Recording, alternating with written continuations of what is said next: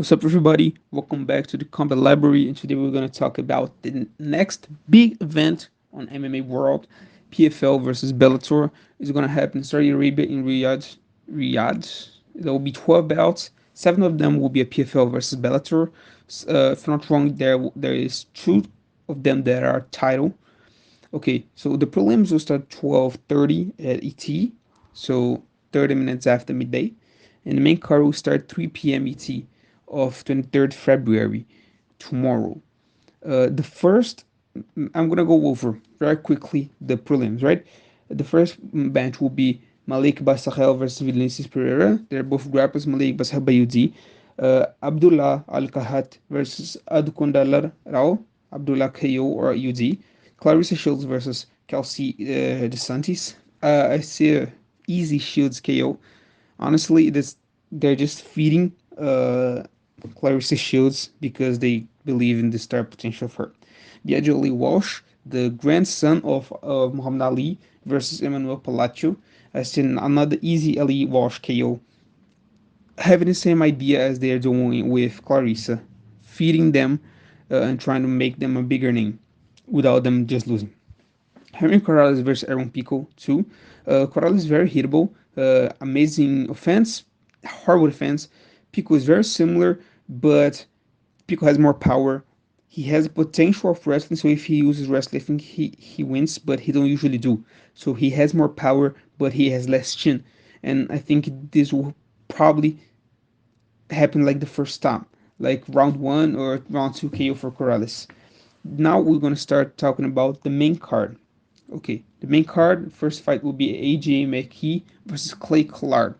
AJ McKee is the Bellator champion, for people that don't know, and I see AJ by murder. I mean, not murder because he's a decision guy. So easy McKee unanimous decision, easy all rounds for him in my opinion. And then kind of the people's main event, and I'm really excited for this fight. Thiago Santos versus Yoel Romero. Uh, Thiago Santos, for people that don't know, he already had a title opportunity in the UFC and he fought against John Jones. Yoel Romero, I believe everybody knows. It will be a crazy war, but I believe that Romero is nowadays kind of slow. Um, and he like for people that watched his title fight, then will understand why I don't have any faith in Romero no more, right? Because he will just like in the middle of the fight start dancing or whatever.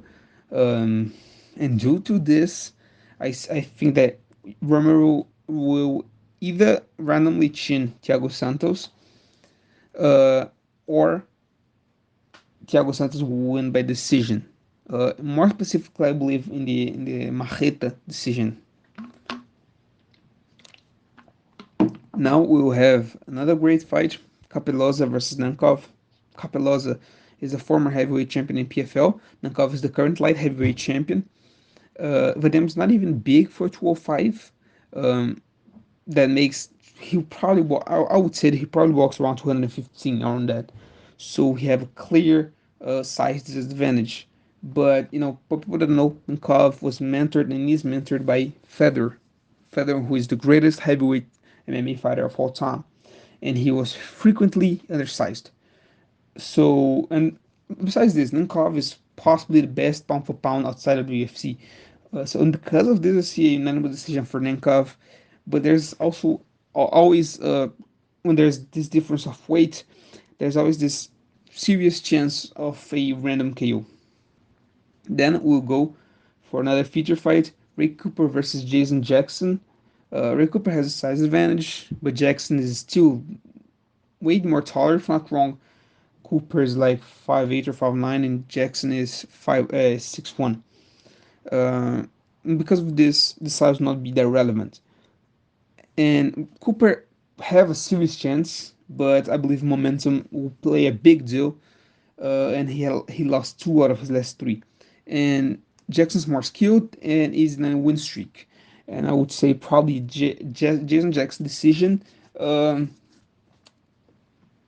if I'm not wrong, it's 3 rounds, so I would say 2 rounds to 1.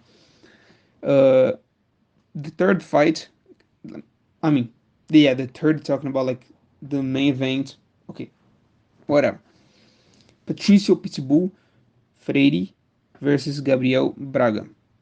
Um, in my opinion, Patricio is the Bellator GOAT. For many time, I believe that he was the pound for pound best outside of the UFC, and I dreamed of seeing him against Volkanovski, against those guys, and even across like lightweight as well in the UFC, right? But right now, I would not say he's washed, but he's past his prime. He's coming from two losses. If I'm not wrong, they are two KOs. No, it was one decision, one KO, if I'm not wrong. So he's not in a good phase. He's 36, and unfortunately, we know what happens to people that are lighter when they start getting past this 34, 35 year mark, right?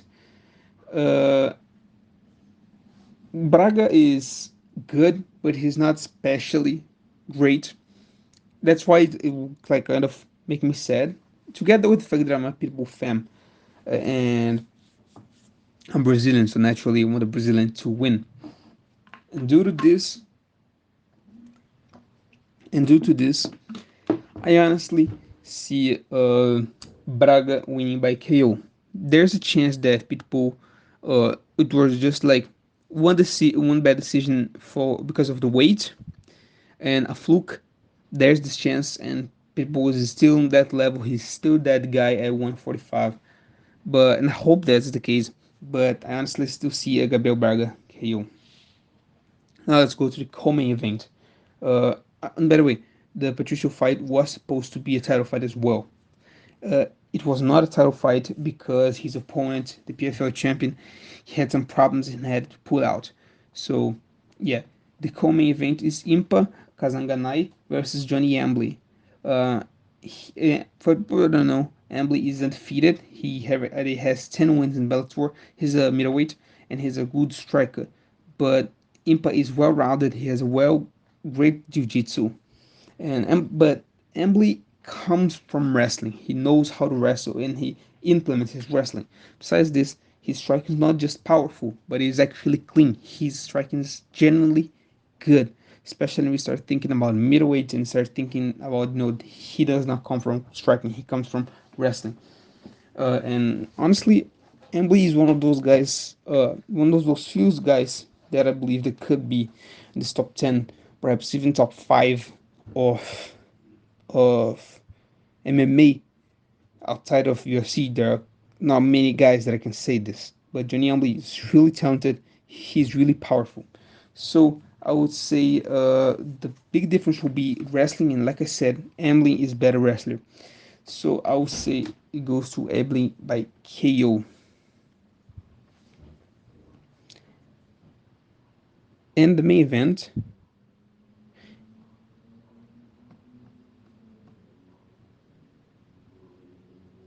it is a middleweight bout, by the way. The main event will be the heavyweight bout between Ferreira and Bader. Renan Ferreira versus Ryan Bader.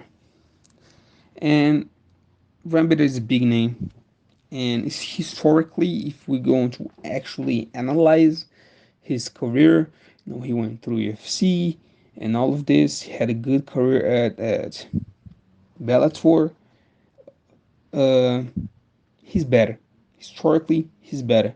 And skill wise as well, I believe skill wise he's better. But Ferreira is way bigger and way younger.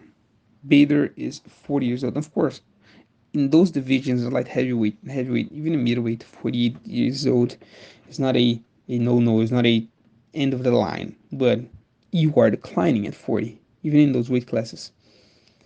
And besides this, Ryan Bader comes from light heavyweight. He weighted in at 230, if not wrong. And like Renan Ferreira probably needs to cut down to make 260. He's 2 meters tall, while Bader is like 6'2", 188, if not wrong. And if you're going to analyze, that's what he did. Bader's career, most of his losses are by KO, and most of Ferreira's wins are for KO. So I would see around 1 or 2 KO for Ferreira.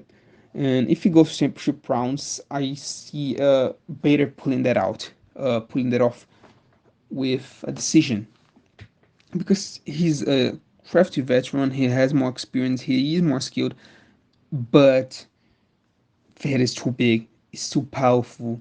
He has momentum and all of this.